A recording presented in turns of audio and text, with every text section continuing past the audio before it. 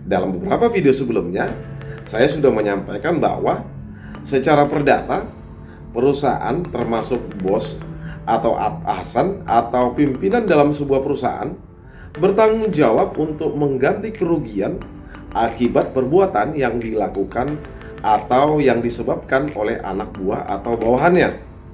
Jadi, apabila ada karyawan bank yang melakukan fraud dalam sebuah bank, maka dalam hal ini bank wajib mengganti kerugian kepada nasabah.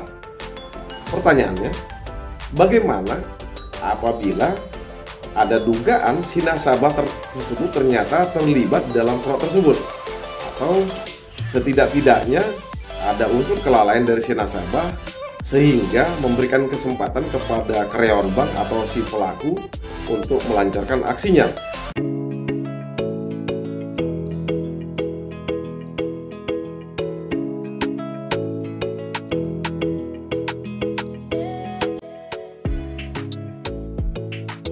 Dalam menjalankan usaha bank untuk menghimpun dana dari masyarakat, bank melakukan usahanya berdasarkan azas kepercayaan atau trust.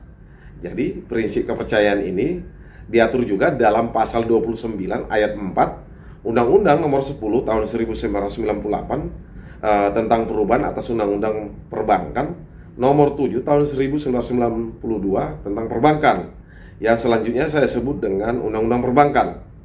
Untuk itu, bank wajib menjaga kepercayaan atau trust tersebut dengan menjaga dan mengelola dana nasabah dengan penuh kehati-hatian, atau yang lebih kita kenal dengan istilah prinsip kehati-hatian dalam sebuah perbankan.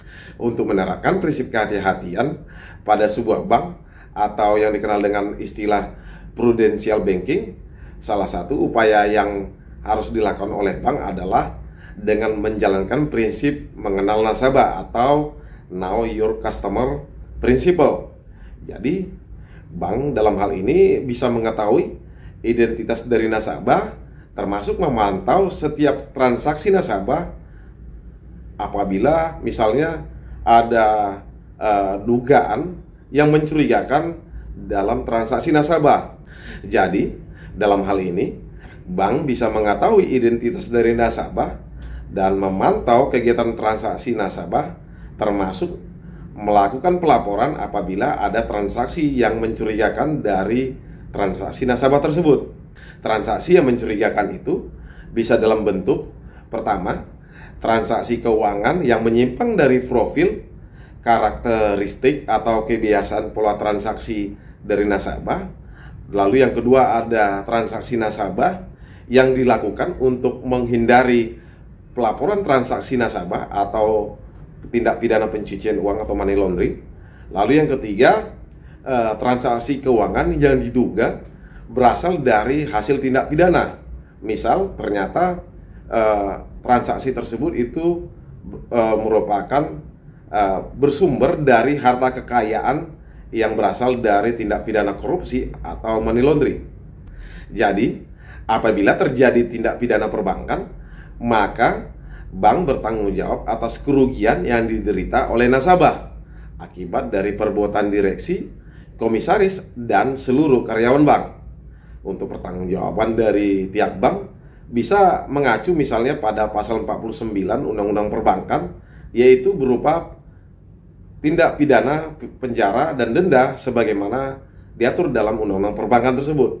Jadi dalam hal ini, direksi, komisaris, dan semua karyawan bank bisa diminta pertanggungjawaban hukum secara pidana, yaitu pidana penjara dan denda, apabila melakukan fraud atau tidak menjalankan prinsip kehati-hatian dalam praktek perbankan.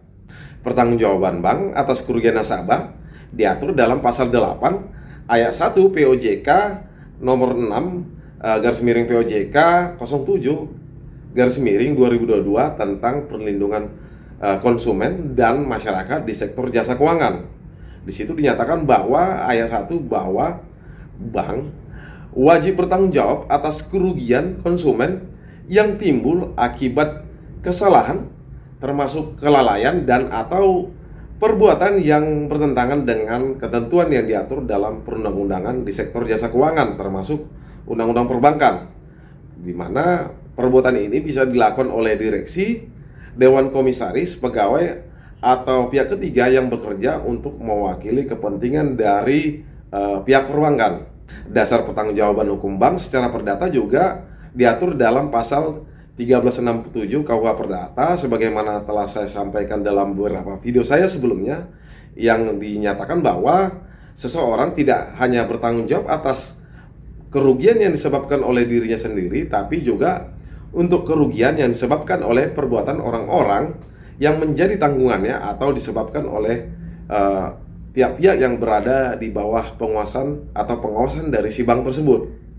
Berdasarkan pasal 45, di sini dinyatakan bahwa bank dapat dikenakan sanksi administrasi berupa peringatan tertulis, termasuk juga denda atau larangan sebagai pihak utama sebagaimana diatur dalam peraturan otoritas jasa keuangan atau OJK, termasuk pembatasan produk atau layanan atau kegiatan usaha dari perbankan, juga untuk pembekuan produk atau layanan atau kegiatan usaha, termasuk pencabutan izin produk atau layanan dan pencabutan izin dari usaha perbankan apabila dalam hal ini melanggar ketentuan yang diatur dalam Undang-Undang Perbankan termasuk POJK.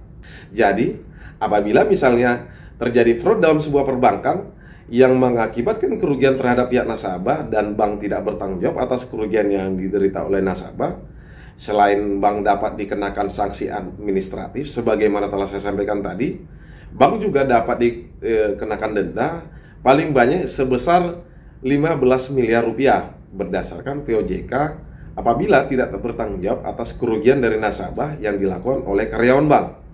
Pertanyaannya, bagaimana apabila dalam sebuah kasus fraud di sebuah bank terdapat keterlibatan atau kesalahan atau kelalaian atau perbuatan yang bertentangan dengan ketentuan yang diatur dalam peraturan otoritas jasa keuangan atau undang-undang perbankan yang diduga dilakukan oleh nasabah atau konsumen. Misal dalam hal ini nasabah ternyata terlibat atau setidak-tidaknya lalai memberikan buku tabungan atau tanda tangan blanko atau form bank kosong, atau melakukan penitip buku rekening atau ATM secara sembarangan.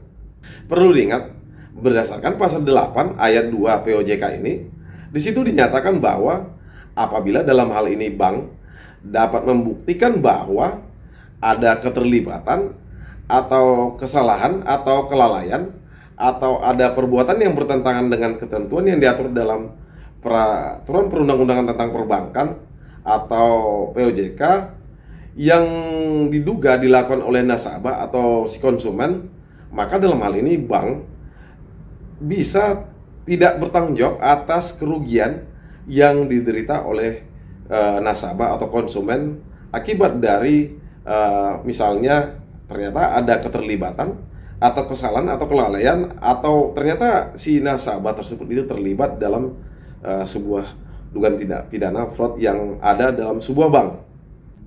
Jadi bank tidak bertanggung jawab apabila pertama, nasabah ternyata bekerja sama dengan pelaku atau karyawan bank yang melakukan fraud untuk menjebol bank.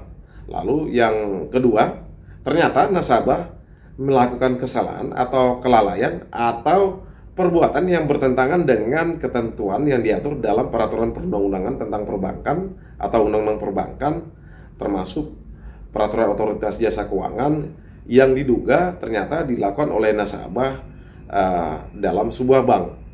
Pertanyaannya, bagaimana untuk dapat mengetahui ada indikasi dari keterlibatan nasabah?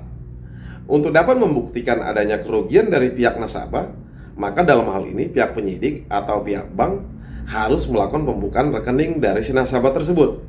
Nah, untuk membuka rekening nasabah tersebut harus ada surat kuasa pembukaan rekening dari si nasabah atau izin dari instansi terkait, dalam hal ini Bank Indonesia atau Kementerian Keuangan atau Kapolri atau Otoritas Jasa Keuangan.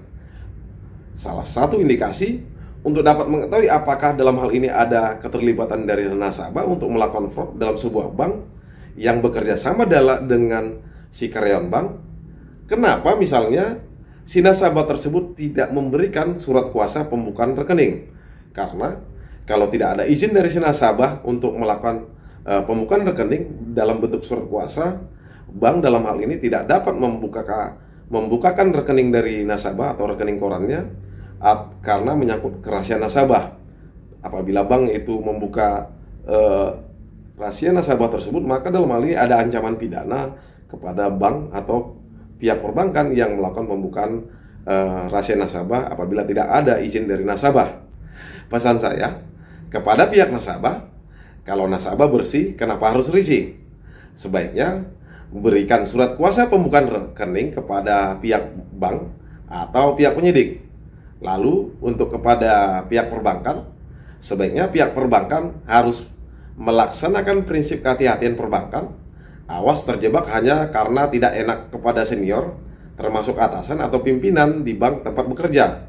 Karena dalam prakteknya hal ini sering terjadi karena transaksi yang tidak sesuai dengan SOP bank tersebut itu atas perintah dari atasan atau pimpinan bahkan senior. Selanjutnya pihak perbankan, katakanlah customer service atau teller, itu tetap memproses hanya karena tidak enak atau takut kepada senior atau atasan atau pimpinan di mana si karyawan bank tersebut itu bekerja. Buat pihak bank, dalam hal ini perlu saya tegaskan kembali, bank bertanggung jawab atas kerugian yang diderita oleh nasabah, kecuali memang dalam hal ini sebagaimana telah saya sampaikan tadi, bank dapat membuktikan bahwa ada keterlibatan dari nasabah dalam fraud tersebut, yang diduga ada kerjasama dari nasabah, atau setidak-tidaknya memang dalam hal ini nasabah juga lalai dalam transaksi tersebut sehingga memberikan kesempatan kepada pelaku atau karyawan bank untuk melakukan fraud. So, tetap waspada dan know your customer atau kenali nasabahmu. Demikian dari saya. Semoga hal-hal yang saya sampaikan ini dapat bermanfaat buat teman-teman sekalian. Salam dari saya.